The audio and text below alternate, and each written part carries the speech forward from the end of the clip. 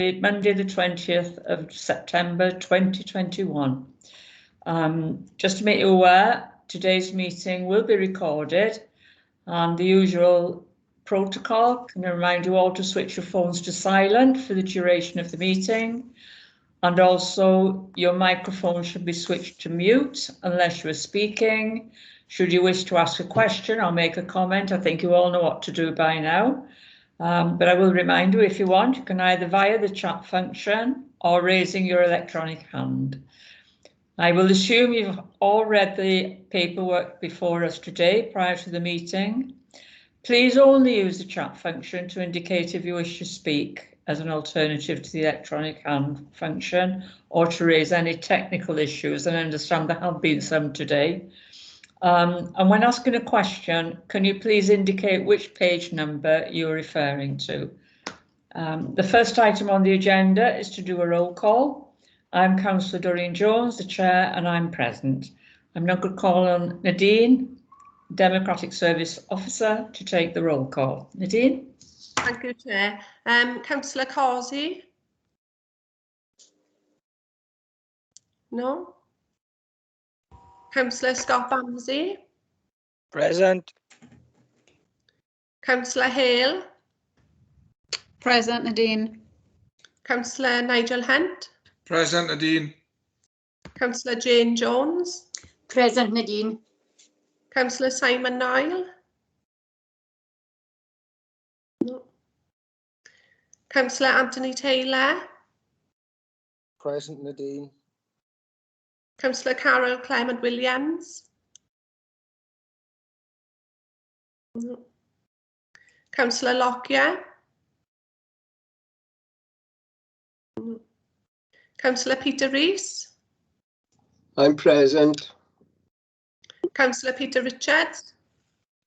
Present, Nadine. And we've had apologies from Councillor Freegard, Councillor Latham, Councillor Miller, Councillor Leanne Jones and Councillor Wingrave. So on to officers now. Amy Hutchins? Yep, present. And Catherine Lewis? Yep, present. And I believe Sheena Rees will be with us later on. Okay, thank you, Chair. Thank you, love. Just to explain, Sheena will hopefully be with us shortly. Her mother's in hospital in Belfast, and she's been given a time to speak to her mother. So they're doing it via this. So obviously she's concerned about her. So I've given us, I said, agreed to that. Right, the next item on the agenda then is any declarations of interest. Are there any? No, I can't see any. Okay, the next item is the minutes of the previous meetings, January and March, June 2021. These are for approval. I'm taking you've all read the minutes. Are there any matters arising or any corrections to those minutes?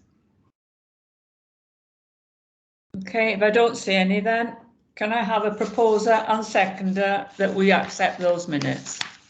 I propose, Chair. Thank you. Seconder? I second, Chair. Thank you, Jane. Okay, the forward work programme, item 4, and that item is for noting. If there aren't any matters that you'd like to be brought to this work programme, you can either have a word with myself or Sheena. We're going to change the item round a bit now, the agenda round a bit, because waiting for Sheena to call. So we're going to take item 6, Fair Play Employer Scheme Update. So Amy, over to you. Great, thank you very much, and good afternoon, everybody.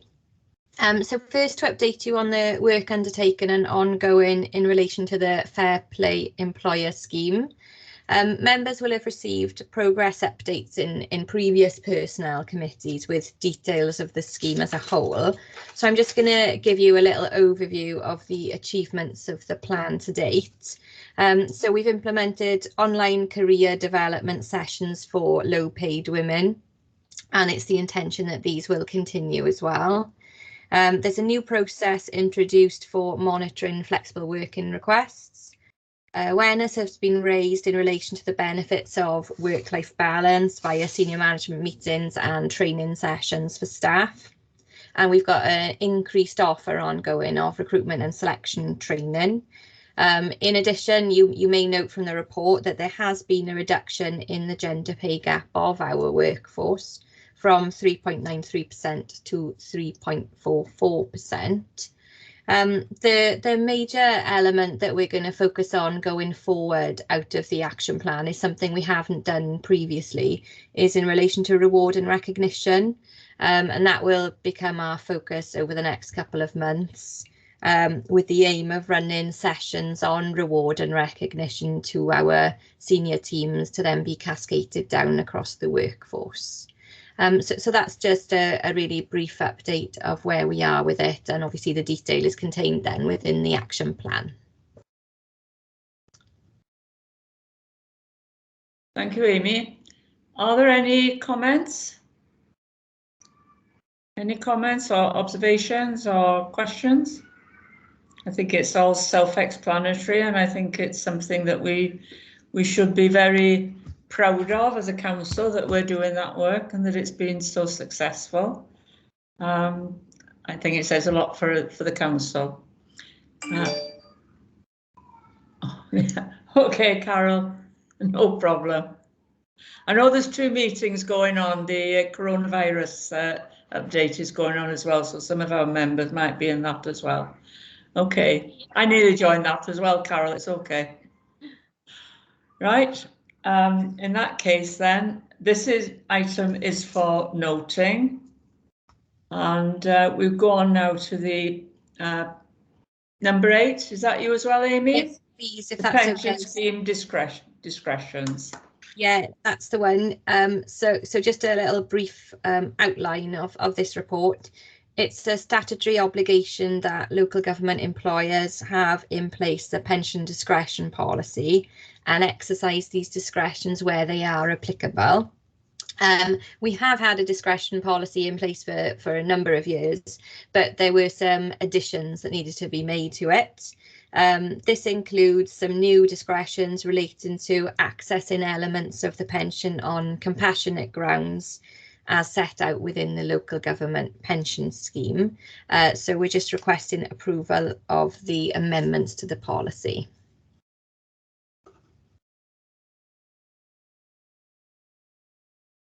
Carol?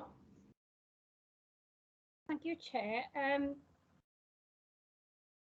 just looking for my note, sorry.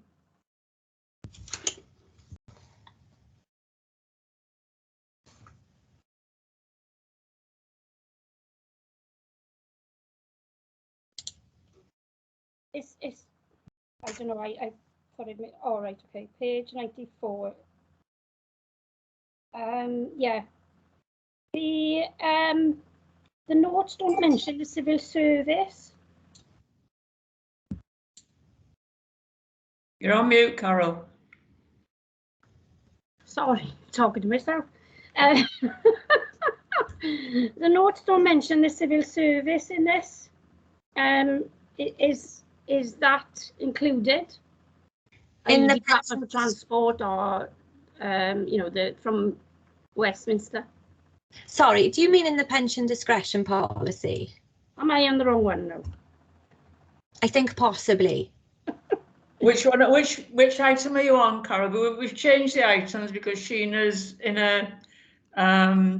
Sorry, and you did join late. So we're on the pension discretion policy. I think you may be referencing the voluntary protocol for continuous service. Yeah, sorry. We haven't got to that yet. I'm not having a good day, you're right. It's all right. I can see Dean just got in. He's been having problems as well. So I think it's been a major thing today. Everybody's been having problems with the IT system today. I think everybody's come out and decided they're all going full float. Right, we'll go back to the pension scheme discretions. Are there any comments or any more questions on that? I can't see any. Well, this is for approval, so could I have I will propose that we accept this. Could I have a seconder, please? I second, Chair. We'll not shout at once. Okay, thank you. Right, we'll go back then to the workforce information. This is for information, as it says. Who's taking this? You, Catherine? Okay, you go ahead.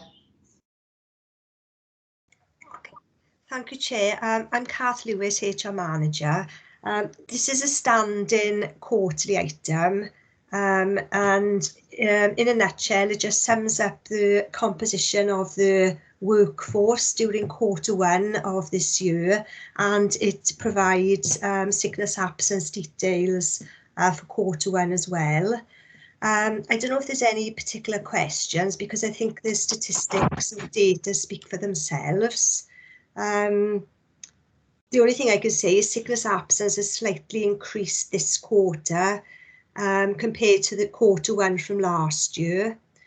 The top 3 sickness absences are stress related, bereavement or grief reaction, and back pain. The highest sickness absence amongst the service areas, top sickness absence is amongst adult services.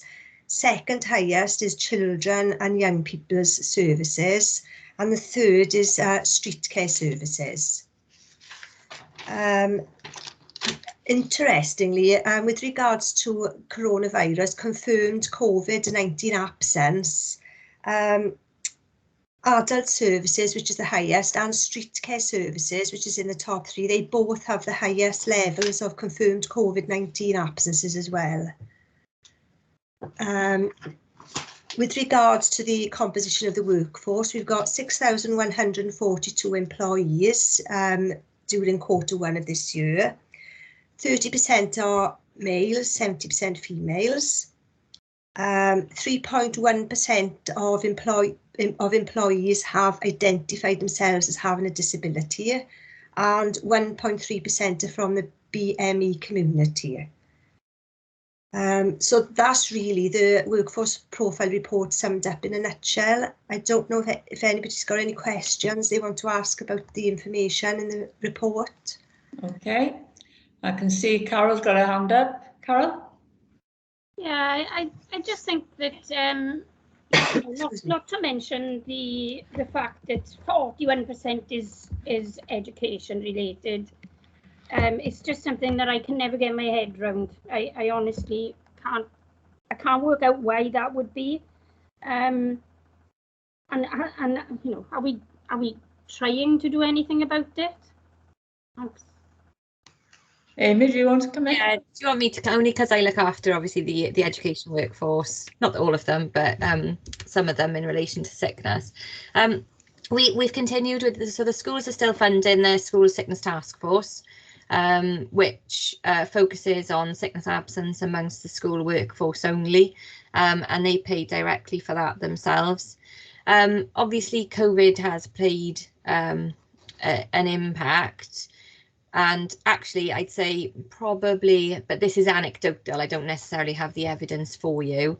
The significant absence periods I'd say have been shorter. We did have a look at it at the start of the year. What I think is always important to keep in context is the size of the education workforce compared to the other workforces. It is our largest workforce. You know, it accounts for, I can't remember if it's over half, Kath, of our staff are based in education, which does reflect how the number is so high. And they have gone through very difficult time this year, you know, with COVID amongst normal difficulties, you know. But we do still do everything with the schools, and they are very supportive of the work we do with the sickness task force, and very on board with the programme in general. Thank you, Amy. Thanks, Chair. Do you Can I want to come just come back, back a Carol? second? Yeah, well, I mean, COVID has affected everyone, so I'm not really sure that would have much to do with it. However, I think it's important the questions asked, because, you know, as finance, I should ask, really, shouldn't I? But thank you for that response. And obviously, with the figures that you're quoting, then you would expect more to be in education. But I think it's important for on behalf of our residents that we ask the question, because it looks startling if you just read this paper. It would be remiss of you not to ask, I think. Yeah, thank you. Okay. Anyone else? Peter? Peter Rees? On page 24, we got the national statistics for average days lost. How reliable are these? Bearing in mind that Merthyr had one of the highest COVID incidents over a long period, and yet they are now the less top of the list as far as absence is concerned. So how reliable are these statistics? Anyone got an answer? Sorry, bear with us, Peter. I think we're just looking at the report. Yeah, I am sorry. Yeah. Sorry, Councillor Rees, you're referring to the table with the benchmarking of the 22 councillors. Yeah. They not well. Last year and the years before, we usually rely on the local government data unit to provide the statistics. This year, they're not available, so the HR directors have shared with each other what they would normally share with the local government data unit. So there is a difference in where the slight difference, I suppose, as to where the information has come from. But I honestly wouldn't, and I'm assuming that all HR directors report in the same way.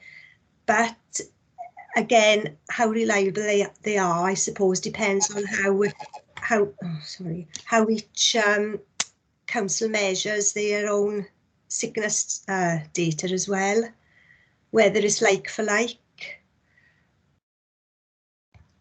No, I just wondered that, you know, because of the fact that the Merthyr for a long period was the highest in Wales, and Yeah. I just, you know, it just seems incongruous that they seem to have the lowest days lost in the workforce, you know. Yeah. And that wasn't the impression that we were being given by the media, etc., etc. No, I know what you're saying. It is how each council has reported their sickness statistics, I suppose, at the end of the day, and what they've included, not included, etc. Oh, well, that's the reliability out the window then.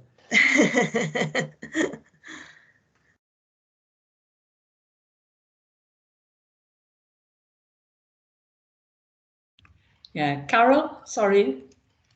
I think Peter asks a very relevant question, Chair, to be honest with you. But are we counting COVID in our figures? I thought we weren't counting them in the sick figures. Yeah, all sickness, yes, yeah. So all confirmed cases. it would be interesting, Peter, to see if Merthyr have actually included their COVID cases in their figures, because I got a feeling maybe they haven't. Yeah, you're probably right.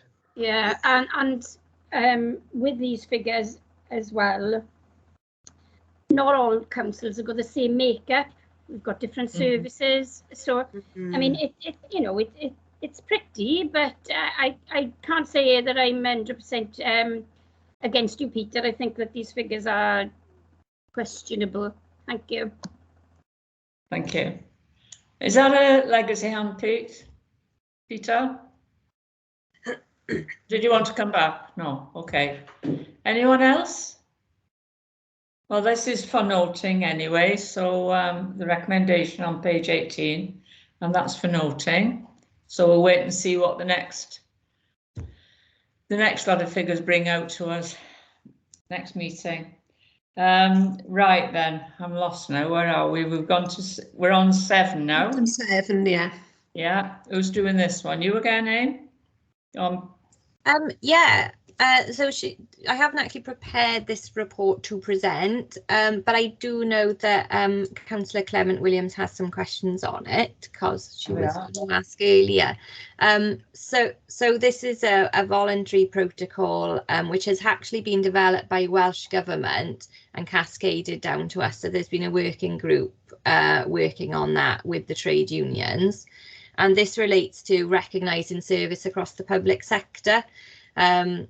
So from what I can tell, it's council to council, but I think there are some questions on that which we may have to feed back to Welsh Government. So in essence, that's what this protocol is about. It's about recognising service where someone has worked for another public sector organisation. Did you want to ask a question on this, Carol? Yes, please. Yeah, my questions are around page 94 and page 95. 94, as I said earlier, is around, it doesn't mention civil service, Department for Transport, well, any of the big ones that are run from Westminster. So are they excluded or are they just not mentioned? I don't know the answer, but I'll check for you. Yeah. Can you find out and can you feed that to me, please? Of course I can, yeah. And my second question is the financial impact. I was a little surprised to see that it's just a 2-liner saying that they'll find out at the end of this, but we're implementing this for 12 months. Now, if there's 10 people affected, then you're talking, call it £10 an hour. That's, you know, a relatively small amount of money. If there was 200, you're talking £140,000 per annum, hours per annum. Now that's an awful lot of hours and equates to an awful lot of money. So have we done any questionnaires, research, or asked staff to indicate if they may be in this category? Because I'm not against it. I think it's a marvellous thing. But what I would say is for financial planning, this is not giving me a lot of information, and I'm a bit concerned about that. You know, not to have any kind of benchmark is a little bit of a worry for me.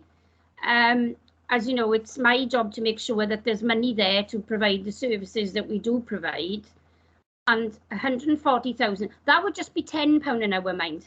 So that's the lowest, one of the lowest pays. So it went, as you go up in, this could end up being £500,000, £1 million.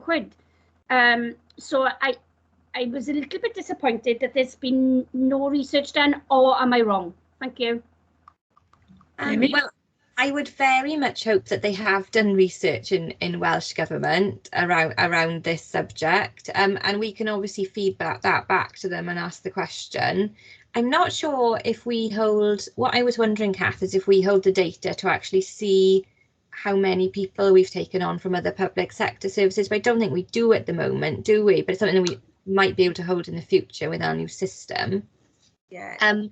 I don't think this is going to be a large issue, because when I've read it, I'm imagining it's going to be more focused on those hard to fill specialism type areas where we don't recruit very easily from within, you know, Neath Talbot County anyway. But you raise a really good point and a really good question, and we'll, I think, feed back to Welsh Government and see what research they've done around that subject. Yeah, Chair, can I come back on that? Yeah. For me, if there's no money coming with this, it's just another example of legislation with us having to find the money for it. Again, I'm a trade unionist, and the principle I completely support. But if this is going to cost an awful lot of money, we need to know about it. And I know you're saying that we may not be able to recruit within Neath Talbot, but if you have a look at all the organisations in this list, there may well be lots of people coming from these areas. to join us. So I'm just disappointed Welsh Government haven't produced some kind of information for us to look at our finances and work out how much this is actually going to cost us. So I would please like a written response to this, so that if I need to, I can bring it up with the Minister on funding. Thank you. Okay. Yeah. Am I able to come back on that, Chair? I'm just trying to check through the document, and I do apologise for this, That's but okay. I believe the other element to consider, and it doesn't kind of take away from what you've said, Councillor Clement Williams, was this is in relation to annual leave. So Yes, was cost money. yeah, no, absolutely, I agree with you on that. But you've got cost of annual leave, and then you've got cost of cover as well. So there are two elements of it, aren't there? Yeah. Which was just what I wanted to raise. Thank you. Oh, yeah, well, if you could put that, you could perhaps put that in as an action as well for the next meeting as well, so that we've all keep up to date with it. That's a great idea. Thank you, Chair. Okay, thank you very much. Well, this item is for noting, and we'll take on board what has been raised by Councillor Clement Williams as well. Okay, with that, item 8. Chair, the councillor has his hand up. Oh, sorry, I was too busy looking at my notes there. Sorry, Nigel, carry on. You're on mute. There we are. Thanks, Doreen. I just with regards to this, is it because we'll be able to recruit better? Is that the advantage of having this continuous service? So, like at the moment, people might be reluctant to come from another part of the civil service to work for NPT because they would lose their annual leave. Is that the thinking behind this? Is that the theory behind it? Yes, in essence, it's to encourage transfer across the public sector, so we're not losing staff from public sector out to other organisations. Yeah, and I think it is right that we should really get an estimate on this. It is a good principle of mine. I think across the public sector there'll be improvement, but I think it is only right that we should have an estimate of how much this is going to cost us and how much it's going to come out of our budget. So, yeah, thanks, Chair. Thank you for your support. Okay then, is there anyone else before I move on to the next item? I don't see anyone. So we'll go on now to the voluntary protocol for recognising continuous service. Are we on that one, Jane? Yeah, we've just done that one. Yes, Chair, we've done that, yeah. Catherine, is it you? Chair, no, we've just covered that. Oh, that's the one. Which Yeah, one? that's the one, yeah. I think it's the, is it future of work that hasn't been covered? Oh, there we are. That's the one I thought I was thinking we were on then. It is. Who's doing this one then? Sorry, Chair, my apologies. I think you had that at the beginning for noting. With all these jumbled mixed things, it's getting a bit mixed, isn't it? I think, and please correct me if I'm wrong, the only item left is the private report number, which was originally number 6. Yeah. Okie doke. Well, we'll carry on then with that one, and I have no urgent items. And I will now go to item 11, access to meetings. We're now going to the private items, access to meetings at Pursuant 100A brackets 4 and 5 of the Local Government Act 1972. The public be excluded for the following items of business, which involve the likely disclosure of exempt information as defined in paragraph 12 and 15 of part 4 of Schedule 12A of the above Act. Have you stopped the recording? Yeah, it just stopped, Chair.